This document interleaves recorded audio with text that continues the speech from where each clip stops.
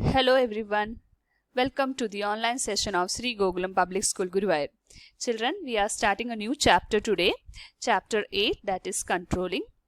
As per the syllabus related to this chapter, we have concept and importance of controlling, steps in process of controlling. Today we will discuss concept and importance as well as the features of controlling. We know that there are 5 functions of management: planning, organizing, staffing, directing, and controlling. If you look into this sequence, we can see that controlling may seems to be the last function of management, but it is not. Why it is not a last function of management? Let us go through this point and you can get an idea about that. Controlling should not be misunderstood as the last function of management. It brings the management cycle back to planning function. The controlling function finds out how far actual performance deviates from standard, analyze the cause of such deviation, and attempts to take corrective action based on the same. This process helps in formulation of future plans in the light of problems that were identified and thus helps in better planning in the future periods. Thus, controlling only completes one cycle of management process and improves planning in the next cycle.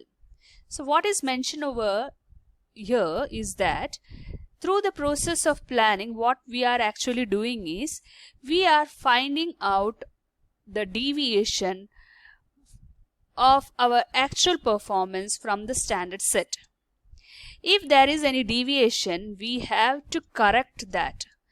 A corrective measure or action have to be taken to correct the deviations, and that can be done only when we go for further planning. So we can say that it is a continuous process and controlling is not the last function of management. Moving further, we can see the concept of controlling now. Controlling is a process of comparing the actual performance with the standard. So we have already set a standard. Standard may be related to work, it may be related to process, it may be related to machine, it may be related to humans or people at work. So we set standard for almost most of the thing in the organization. So as per that standard set, we will check as per the standard set, we have to find out if there is any deviation when we are comparing our actual performance with the standard set. If any deviation is noticed, then we have to take necessary corrective action to prevent the reoccurrence of those deviation in future. So this is what controlling is all about. Actually, we are looking for the deviation and correcting, finding out a way to prevent it so that it does not occur back in future. Now here is a definition of controlling given by Knudsen and O'Donnell. Managerial control implies the measurement of accomplishment against the standards and the correction of deviation to ensure attainment of objective according to the plan. So we have set a plan, and as per that plan we have to achieve our goal or objective. So while we are moving according to our plan, sometimes there may be a situation that we deviate from the plan. So to check whether there is any deviation, we go for controlling. So controlling implies measurement of accomplishment against the standards and correction of deviation so that we can attain the objective according to the plans. Here are the natures and features of controlling. The first point is controlling is a goal-oriented function. Controlling functions of management not only helps in keeping a track on the progress of activities, but also ensures that activities conform to the standards set in advance so that organizational goals are achieved. Controlling is thus goal-oriented function. So what is mentioned in this first nature or features of controlling is, it is a goal-oriented process, as we are keeping track of the progress of our activity so that we conform with the standard set and we achieve the organizational goal. The next point is, controlling is a pervasive function. The word pervasive we have already studied in our previous classes. Controlling function of a manager is a pervasive function because it is a primary function of every manager. So controlling means overseeing. Okay, so here the manager, he have to look or he have to evaluate the work being performed by the employees. So manager at all level needs to perform this function to keep a control over activities in their areas. Moreover, controlling function is performed in all organization, whether it is business or non-business. So we can say that controlling is common to all the organization, whether it is a business or a non-business function, whether it is common to all levels of management, top level, middle level, as well as the bottom level manager. They have to perform this function of controlling, and they have to check whether they are as per the standard or as per the plan set.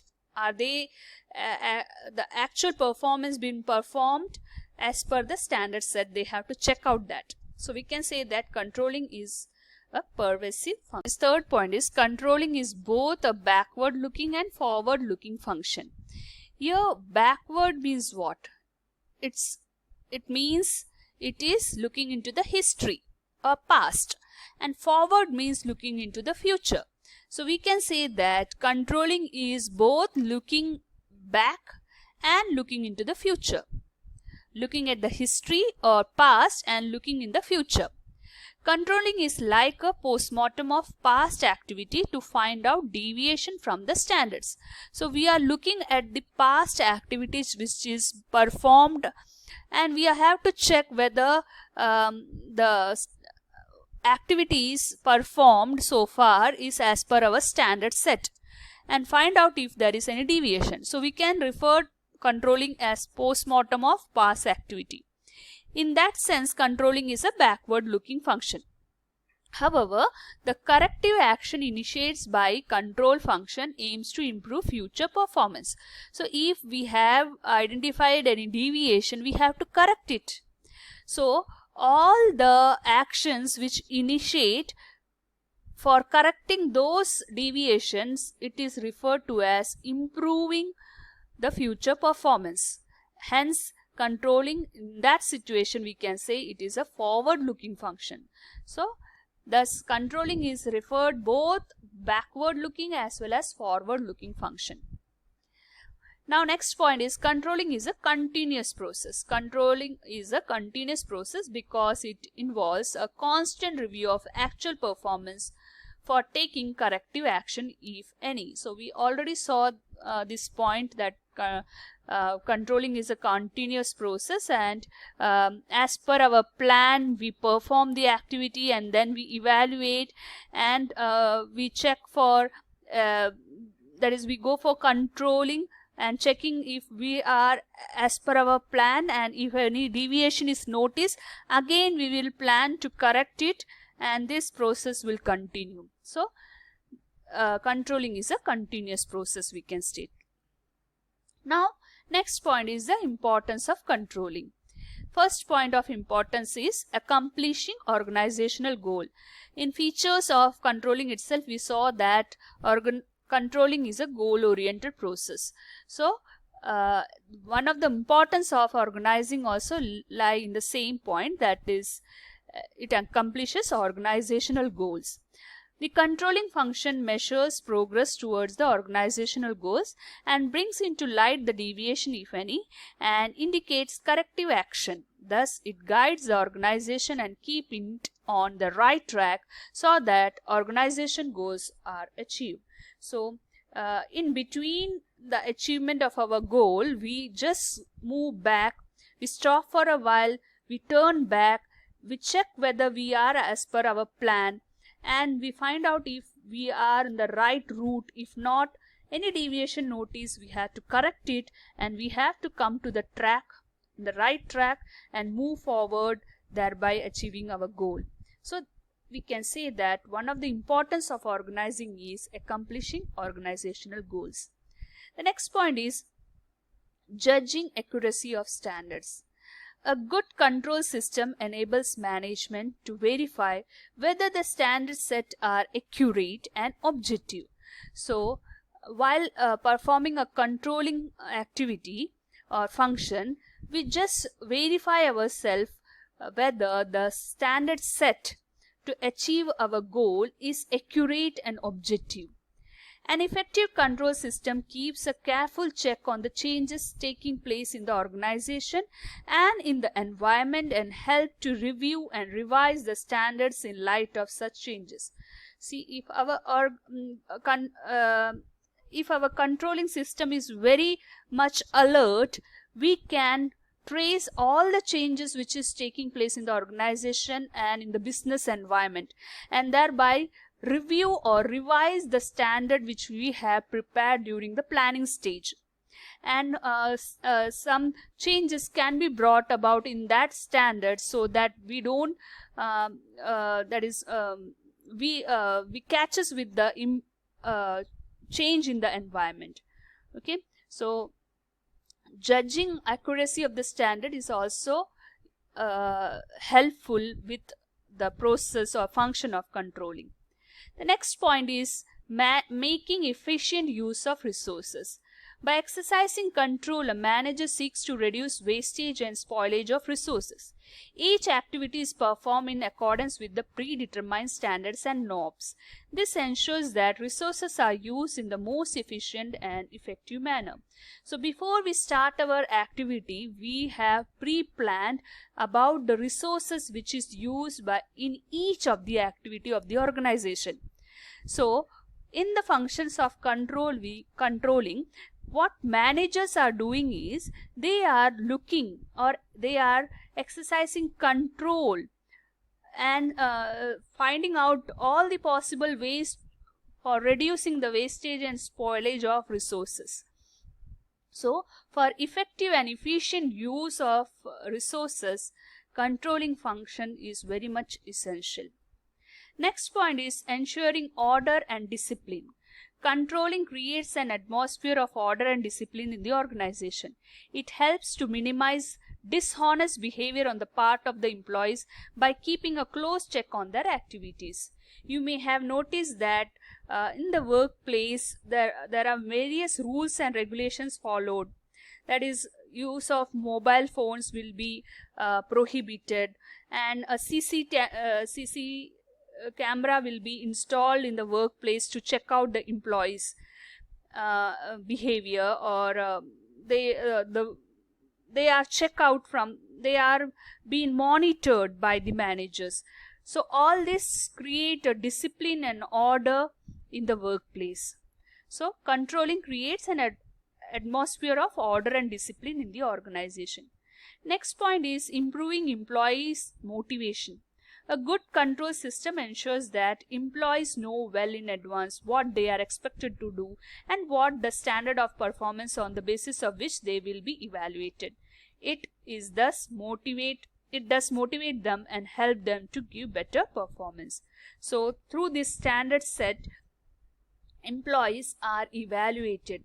They know what are they supposed to do and what are the standard performance which they are have to perform, standard performance they have to achieve, and they know it very well that they are evaluated according to the performance they are showing in the organization. So it is sort of motivation for them to perform better. Now the last point of importance of controlling is facilitating coordination in action.